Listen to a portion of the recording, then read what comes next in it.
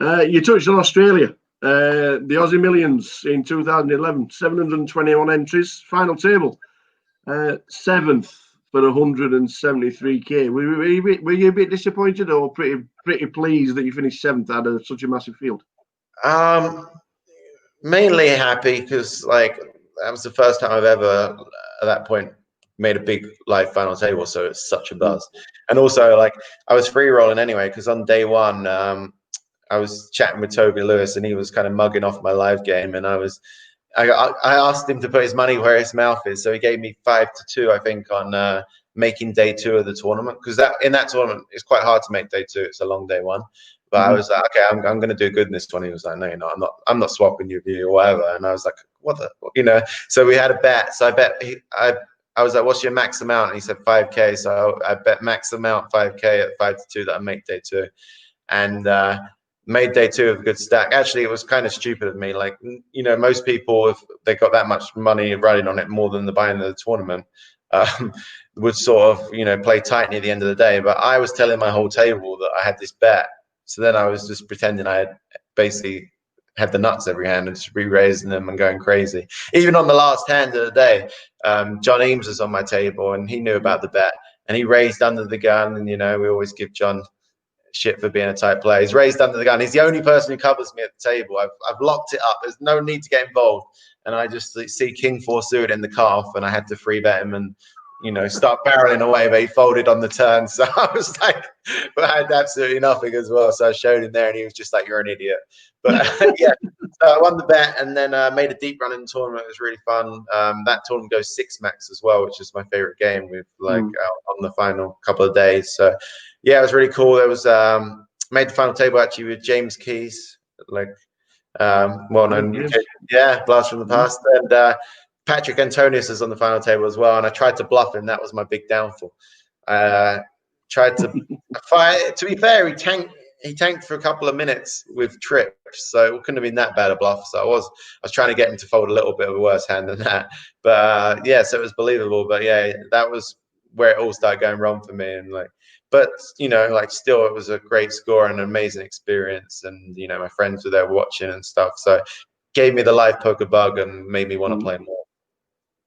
You said 2011 was probably the breakout year for yourselves. When you go to the World Series, you've just said that 6 max is probably your best game. 3rd out of 1,378 for 271, and also cashed in the 5k 6 max, finishing 11th.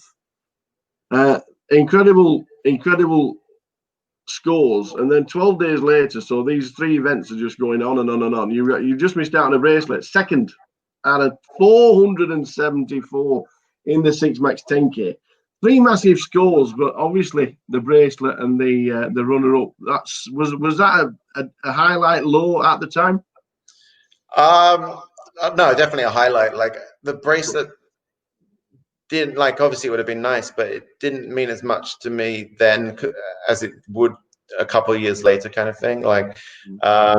I was just happy to finally, I've been going every year and sort of losing money and then having to get it back online afterwards. And now have, the buzz of the final table, all your friends watching, all the British Rail chanting. It was just, I just wanted to do well and not go out, first on the final table, make it deep. And the first one, the 2.5k 6 max came 3rd, was just that was, I think, one of the first rails where everyone was doing shoe bombs and drinking, which to anyone who doesn't know is drinking beer. There.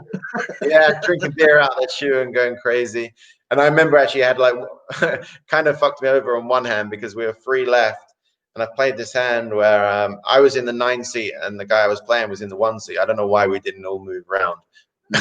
But I couldn't really see him in the hand. So which didn't really bother me because live poker, I kind of wanted to hide anyway. Still at this stage, I wasn't looking for reads on my opponents. And I've opened ace-2 blind on blind. And he's called and I was kind of short step. And it came king 5-4, and so I got gut shot and I bet. And he raised. And to me at the time as well, it didn't really make much sense. I felt like he was weak. And I was like, okay, whatever. If he's got king, he's got king. I got an ace or 3 to hit. So I shoved all in, and he tanked for ages. So I'm like, okay, he would have called already if he had a king. So I thought it was going to fold for sure. And the rails chanting, And then like out of nowhere, there's like a big cheer. So I wasn't even looking. I was just staring at the felt, just doing my thing that I did every time. And I just assumed that he'd folded because they were like cheering that I was chipped the pot. And someone said, show the deuce. And I was like, wow, there's not very often you get the chance to do this. So I just sort of looked across and flipped over the deuce. And then as I'm flipping it over, I realized he still had cards. And then now there was another, I'm like, oh no, now what the hell? Like, what's going on here? And then he tanked for another minute, and then he called me with ace deuce. So then we chopped the hand. But like, obviously, I don't know what was going on in the whole hand, to be honest. But yeah, we ended up chopping that hand, but obviously it could have all been different. But no, overall, I was really happy with the results. Like, tough tournaments as well. The 10K 6 Max was a very tough tournament. I got heads up against the player.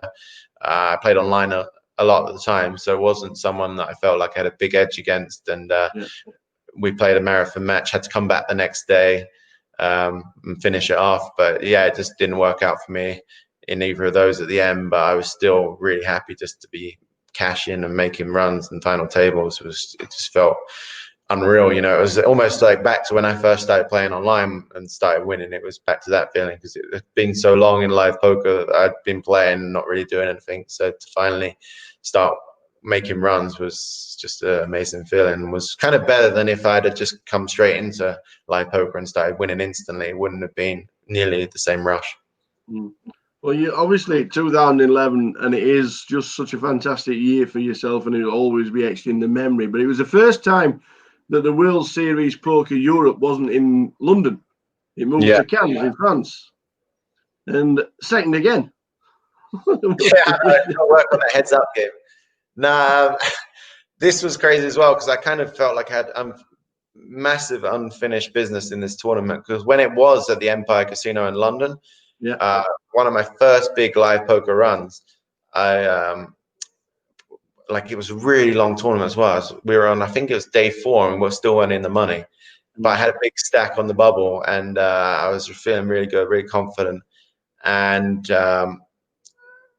even like one of the guys at my table went to the bar just so they could cash. So, you know, there was a weird dynamic where we're just, you know, that blind sitting out. So me and Johnny Lodden had big chips, and we were both taking it in turns. Kind of, there was a mutual agreement almost, but hadn't really clashed yet. But we were both the most aggressive players at the table, building up our stacks. And I was basically, you know, like 99 times out of 100, I'm going to cash in this spot, and let alone, like, I felt like over 50% of the time I'm going to final table, because only 27 people cash. So once you're in the money, you know, you got a real shot at making it, especially because I had over 100 big blinds. And we go on dinner break, like, free off the money. A bunch of my friends came down, just sort of sweat the tournament. I was like, okay, well, I'm going to cash for at least, I think min cash was real decent, like maybe like £30,000. So it was huge. And I was like, okay, I'll just shout everyone a steak dinner. So we go for a nice steak dinner on dinner break, like 10 of us. Buy everyone dinner, no big deal. I'm going to cash for 30K. Come back, I get kings on the big blind. Kings when the guy in the big blind is not even there. And Johnny Lawton raises, and I'm like, wow, this is going to look bullshit from me, especially like with our history. So he's raised, I've re-raised, he's re-raised. I'm just like, you know, so happy. Not even a thought in the world that I could ever be beat. We end up getting in. He just had aces, and my heart sunk. And I actually had him covered by about 20 big blinds. So I still had, you know, still hopefully I can cash, and, you know, maybe I can run it back up. But like, obviously I'm a bit demoralized and a bit shook up.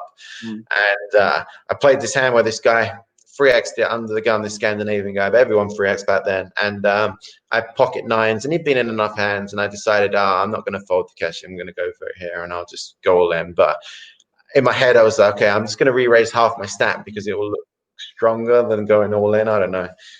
Weird theory back then. And I've misclicked. So I've re-raised him.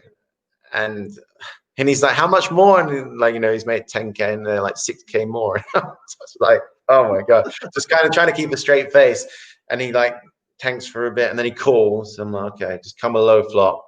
Just comes ace, king, queen. I'm like, oh, for fuck's sake. But like, obviously, you know, I got to still try and win it a bit. So I fired out a bet, and he tanked for ages, and someone called the clock on him. I'm like, okay, he's going to fold. And I'm trying to like project that I've got trip aces here to him, you know, like, stay away. And then anyway, after like max time bank, he shoves all in. So then I have to fold that, and I'm down to 10 big blinds. find a pair, shove, get called by ace king, lose the flip, and I'm out one off the money. And you know, trying to avoid the cameras, or trying to do an interview, make out the back exit out of the Empire, managed to avoid that. But yeah, I was kind of gutted, you know. I almost wanted to burst into tears. It was like one of the lowest moments in poker at that time. That was, I think that was 2007. I think it was the one, John Joanda one. So like, yeah, you know, this was, or maybe it's 2008, but I'd never had a live cash over 10K. And that won in 2007.